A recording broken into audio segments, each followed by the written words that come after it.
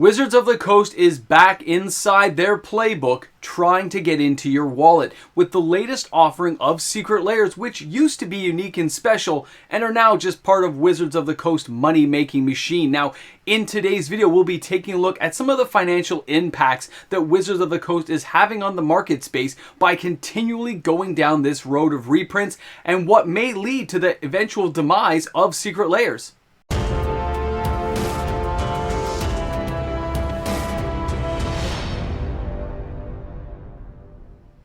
Reprints, and more reprints. Brought to you by the good folks at Wizards of the Coast. Welcome back, everyone. MTG Moxman here. Thanks again for hanging out with me on the channel today. And that's exactly what Secret Lairs are. They are a reprint product brought to you by Wizards of the Coast, and they're a direct-to-consumer product, which means they're not going to a distributor. They don't end up at an LGS to be sold to you. You buy them by going to their website, paying whatever fee they tell you to pay to get those cards. In a lot of cases, the artwork is very beautiful, and for a while, Secret Lairs felt very special.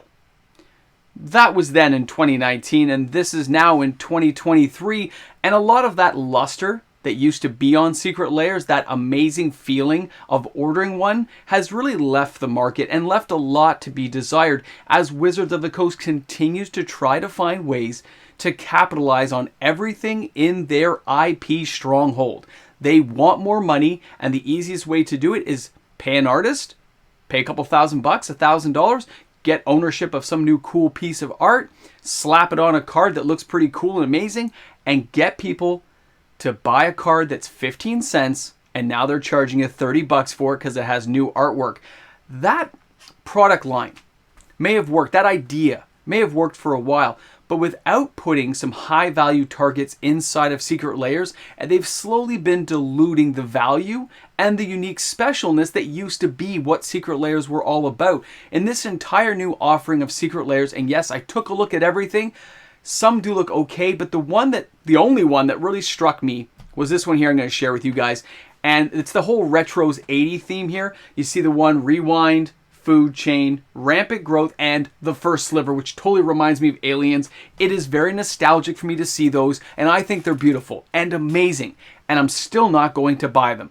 Now, the First Sliver does have value in it, and I made a few jokes in some previous videos, if you've been around for a while, saying it's interesting how the First Sliver did not end up in the Commander deck for slivers from Commander Masters, which means they had every intention of slamming it into either, I said, Modern Horizons 3, bring it back right, or we are going to see it in a Secret Lair. Well, it looks like Secret Lair won that battle. So that product actually has a card of value that a lot of players want to get.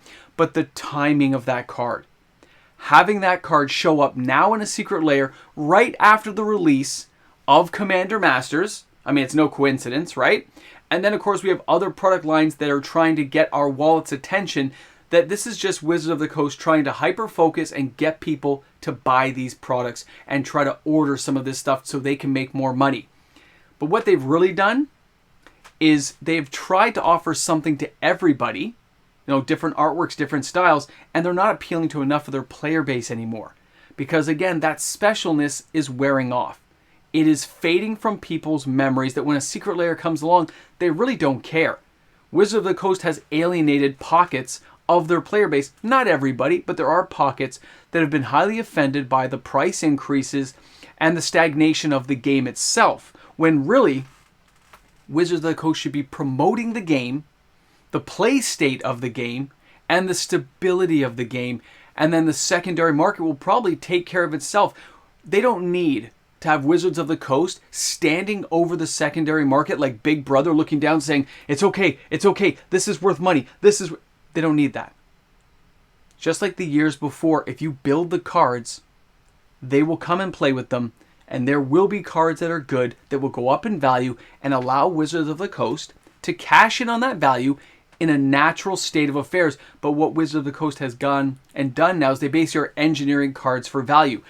But back to the Secret Lairs, the value is in some of these cards, but more often than not, they are just giving us different versions of artwork now and slapping it on cards that already exist. So unless you're specifically looking for a heavy metal theme, a My Little Pony theme, a Stranger's Thing, or Dungeons and Dragons, or whatever floats your boat, there's lots of nostalgic things they've done and cool artwork treatments they've given these cards. And I think it's awesome that they have the alternate versions.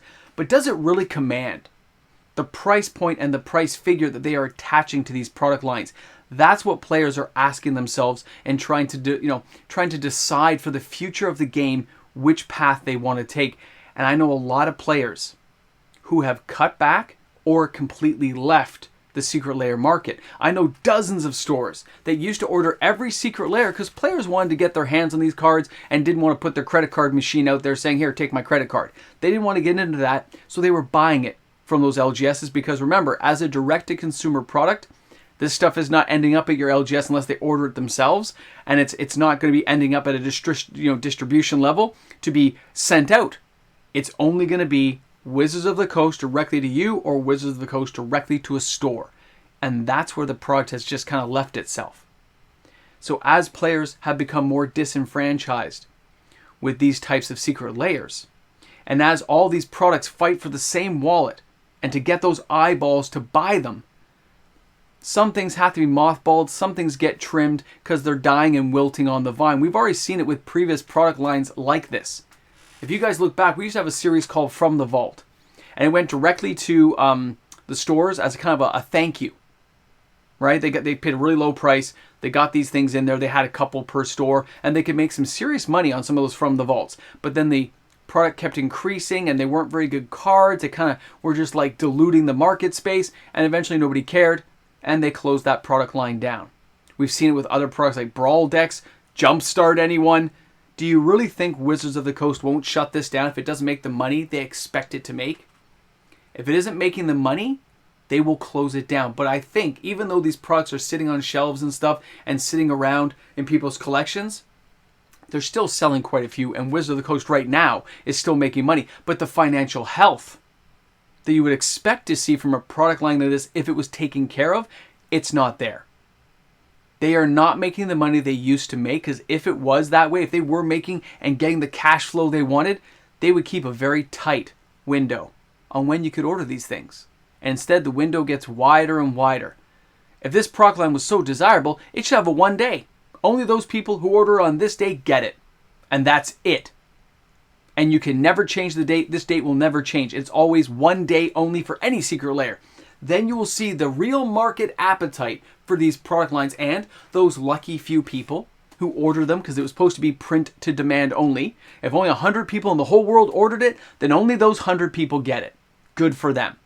But no, Wizards of the Coast is not doing that. Oh, we'll give you 45 days, 50 days, 100 days. These are now available year-round. How far will they take it to keep that cash flow going?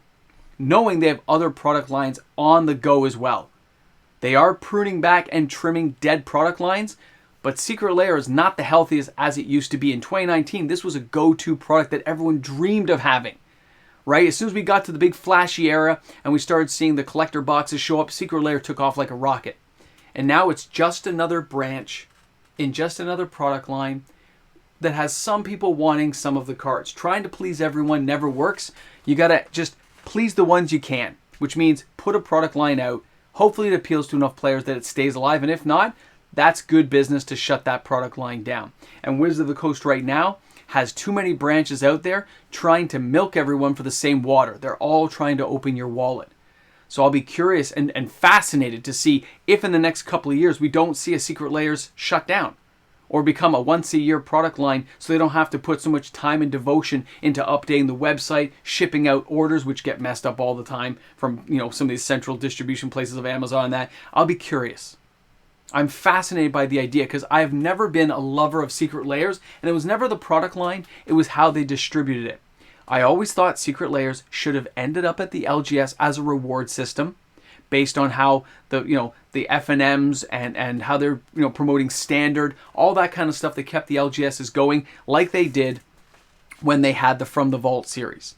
I liked it like that. And when they took it away and they made it just for themselves, that means they are taking away from the players. They're taking away from the stores who help keep this game alive. And I just didn't buy into it. Yes, I own a couple. They've been gifts from people. There are certain ones like the D&D, the one my Minimox, my son wanted, which was the Stranger Things, and of course I have the Transformer one because I grew up in the 80s. If you give me a Big Trouble Little China, you give me an Army of Darkness, there are certain ones that are gonna sing to me just like that first sliver looks like aliens. Certain ones look amazing, but I'm still not buying them.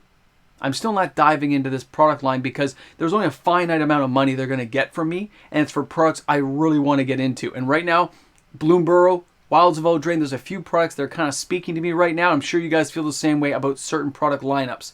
So we'll be curious to see how they match this all out going forward. But if they're not careful, they're going to kill this product line. They're going to kill another one of their golden money ticket makers just with apathy from players not feeling it's special. They've got to really kind of pay more attention to the player base, show the player base the respect they deserve, and then keep the prices in check. Keep things stable for a while, stop jacking up prices, and allow us to just kind of weather the storm for a while. Either way, I want to know what you guys think in the comments section. Slam down some stuff. How do you feel about all these secret layers coming around? How do you feel with so many products still showing up on the market space, trying to get your attention? Because these secret layers, if you went for them all, I think it's like basically $500 US to have these things shipped to Canada. So let me know what you guys think in the comments section. Looking forward to it. And again, thanks again for hanging out with me today. Always a pleasure to hang with you guys and talk about Magic. Looking forward to it in the comments section. I'll see you guys tomorrow with another video. And of course, guys, a big shout out and thank you to the fantastic patrons on the channel. And for all my patrons, don't forget the live stream on Sunday for our monthly giveaway of reserve list cards. If you're a patron or a YouTube membership member this month, your name is going to be on that list for a chance to win. I'll see you guys tomorrow. Welcome back to the Ramble Jamble. Glad you guys made it. You're the special few who make it to the end of these videos each and every day. It's amazing. If you made it this far, you slam a boomstick down that comment section so I know you made it. That's how I know. I'm watching. Now, as a person who loves Magic this much, some of those cards look beautiful, don't get me wrong. But I'm not paying a premium for a common. It's still just a rehashed card that already exists, and that's what bothers me most about these reprints. Imagine Wizards of the Coast. I want you to picture it. Scrub the whiteboard clean, and I want you to picture this. Oh, by the way, 370 subs to go until we get to the 19K. Blows my mind. Anyway, back on topic. Imagine a year where they gave us no reprints. Imagine like they used to do, where every card was new and there was no reprints. Imagine a year if they gave us a full set of Magic cards that didn't have a reprint. Imagine how that would be. Because I dream about that and go, that would be crazy times. Or not knowing what the spoilers are, saying, hey, a new Magic set arrived, and you don't get to know any of the cards until you open it. Imagine going to a draft like we used to, and not knowing what's inside until you open it. Crazy times could be had. I know they won't do it, but I still think about it sometimes, and I wanted to share that with you. I hope you guys are having an awesome day. Thanks for hanging out. Shop smart, shop S-Mart. You got that?